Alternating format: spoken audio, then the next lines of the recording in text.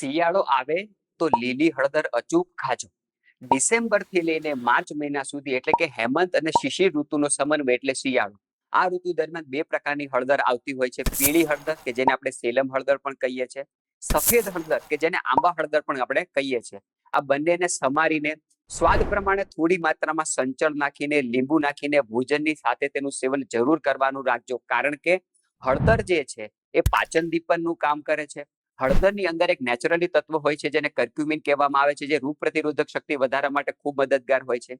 લીલી હળદરનો જે કષાય રસ છે એ આપણા શરીરની અંદર જઈને શરીરમાં જે કંઈ ટોક્સિન ગયા છે, કચરું ગયો છે, જાણતે અજાણે આપણે ખરાબ પાણી પીધું હોય, વેધરની અંદર જે કંઈ પોલ્યુશન આપણા શરીરમાં શ્વાસ મારફતે ગયું હોય, આ તમામને બહાર કાઢવા માટે લીલી હળદર આપણને ખૂબ મદદરૂપ થાય છે.